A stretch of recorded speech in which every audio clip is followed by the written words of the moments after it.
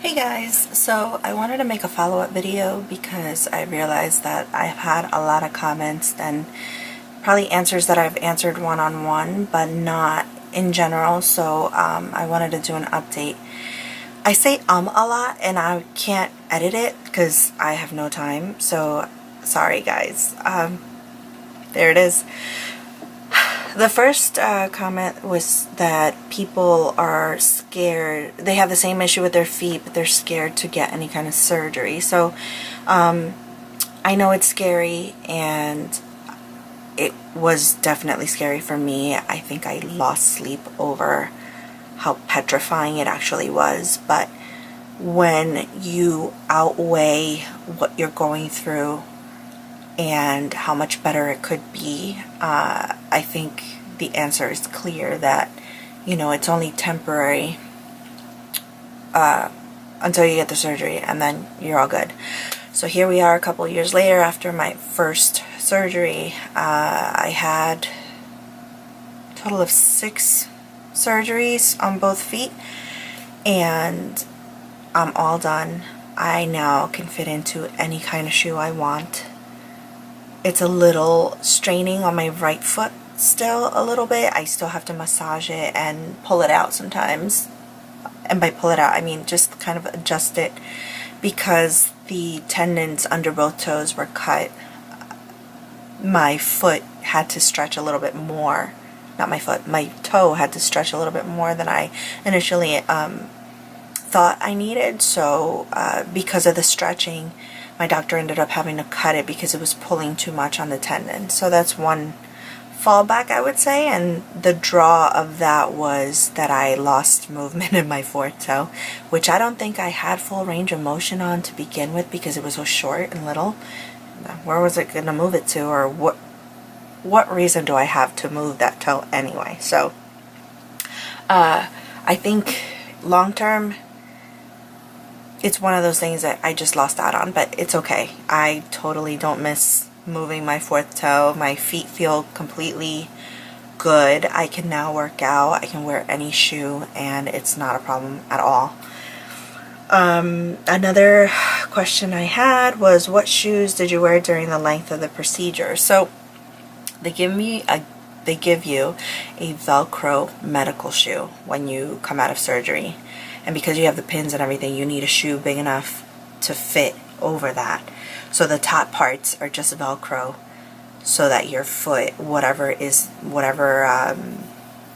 device you have, obviously the external fixator, could fit through the Velcro. So it was hideous.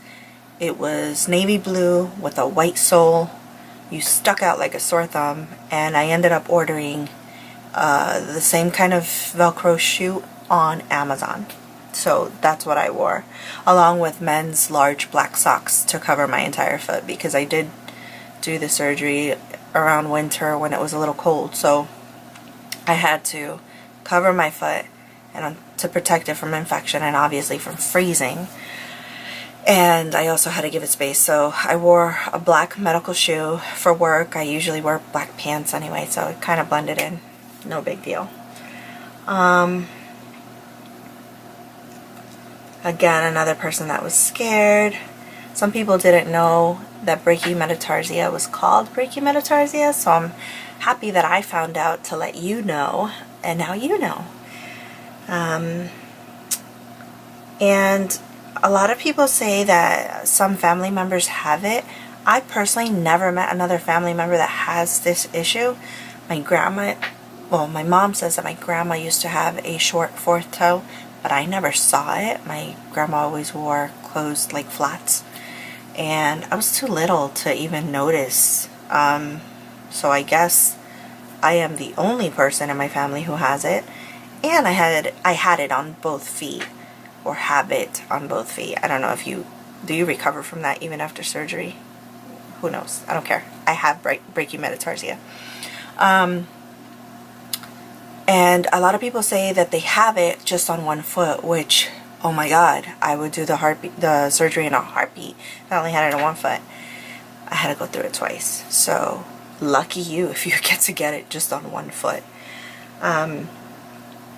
And let's see what else. I have this put the same way. Oh, you guys, I'm so happy that I get to relate to other people that have this condition, because it really is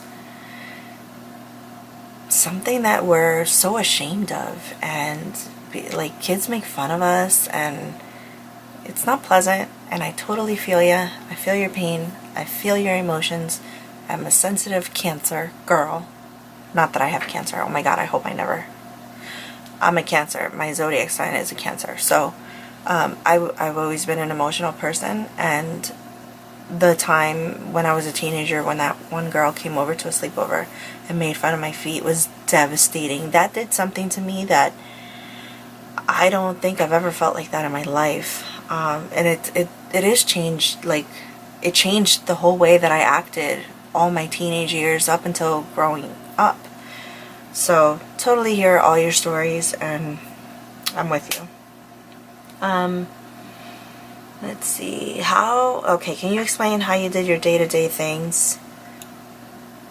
For example, washing and putting your clothes on. So, in the beginning, you have to let the gauze dry out because it bleeds and stuff, so you don't want to see that. So, you have to wait a couple days before you're able to take the gauze off. When you remove the gauze, you're allowed to wash your foot. You can completely submerge it in water. It's totally fine. I bought a bottle of betadine and I kept it in the shower. I also had a bottle of hydrogen peroxide and kept it in there. So when I would take a shower, I would stand and shower, same thing, wash my foot, but I would douse it with the hydrogen peroxide and the betadine, just so that it would help clean it up a little bit more. It would help the stitches heal a little bit better. And then, because it's so prone to infection, because it's external pins inside your foot, it might get infected, and you want to prevent it as much as possible. So in the beginning, when I couldn't wash my foot, I didn't go dirty for those 3 days, guys. I wrapped my foot in a bag and I taped over my ankle, and then I would climb in the tub and put my foot over on the corner, like elevated, and I used my kid's shower bucket and I bathed that way. I just bathed sitting down, but I was able to, you know, get the little, I think it was like a little cup, that's sort of a bucket. So I would just put the water on myself and put the water all over my body and clean that way. And then when it was time to get up, I would make sure that all the water was down, and I put an extra towel down for me to put my foot down on a dry towel and get up and do everything else. So that was tough, but it's doable. And also, in my house, my bedroom is situated like at the top floor, so I was crawling. No shame in my game. I was crawling. If you are gonna do that, I would suggest knee pads, because my knees did get purple after a while, and it was a pain in the butt, but you could do it. Putting clothes on was the same. I just couldn't wear anything really tight, or if I did, it had to be really stretchy so that I can get it over the pins. So I would just say that it just takes a little bit more patience than normal. And whatever you think you could do in a flash, you're not going to be able to do when you're with this, because it makes you a slow individual. Let's see.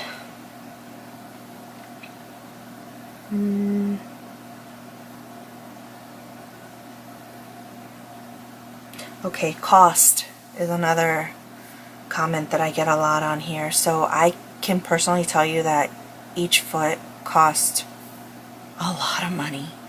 You could probably buy a car with each foot. So my insurance was able to cover my surgery because it was medically necessary.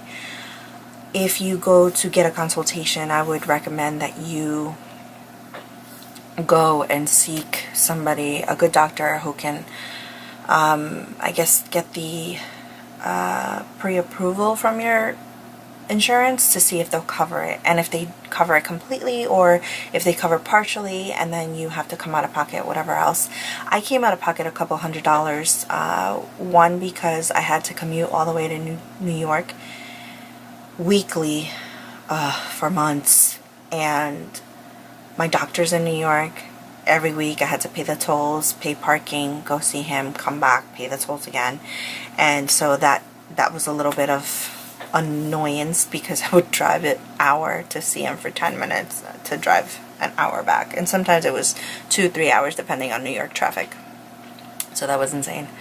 But there's also the cost of being your own nurse at home. So the betadine, the hydrogen peroxide, you have to buy the gauze bandages, you know, and all those medical supplies that you need, all the pain medication, which I hardly ever use because I just wasn't big on feeling drowsy. Pain medicine makes me drowsy. And so the antibiotics, the anti-inflammatory medicine that they give you because of the swelling. So all of that added up to a couple $100s out of pocket. And I think also the way that doctors charge you depends on what state you live in. So definitely find out from the doctor that you go to see how much it would cost and to see if your medical insurance covers some of it, all of it, whatever.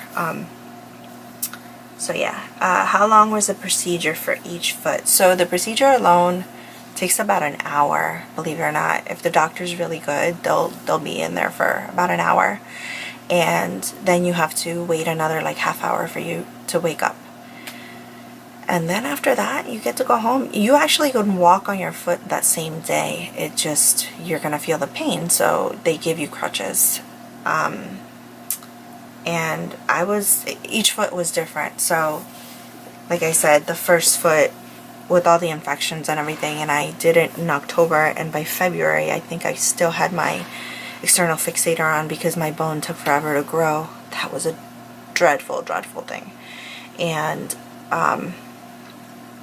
once it grew, I mean, it just took forever. And then my husband and I had our 10-year anniversary plan. It was a trip to Vegas, and that was supposed to take place in April. We ended up going, but I only had one foot done by then. So when I came back is when I scheduled the other one. And so it varies by person, it varies by health, it varies by age, and how fast and easy you heal. And that's all I can tell you about that, because I really don't, everybody's different, every foot is different. I'm really not gonna be prescriptive, because I don't want to tell you one thing and then it takes you forever, or it takes you longer or shorter amounts of time. So it really is just you and a prayer, I guess. And let me see, I don't know if there's any other comments besides that. If I knew that I had this condition, well, I always known I had this condition, I just didn't know it was a condition or that it had a name. So if I knew earlier on, I would encourage my younger self to get the surgery earlier, because in high school, for example, if I had to be in a wheelchair, I had friends to push me around. I didn't have responsibilities of having to have kids to take care of, and driving and working and all this other stuff that I felt really guilty taking that time away from my family. And the younger you are, the quicker it is to heal. At least every doctor I've seen has told me that. And I just wish I knew that this was an option earlier on. I know everything happens for a reason, and everything has its time and place, and I think by me being able to do my own research, I was able to find the very best doctor that I could to do this. So I'm happy that I got it done, and I have no regrets. So I'm going to try to start posting on a more regular basis of my life and my kids and my family. So stay tuned. If you have any questions, comment below.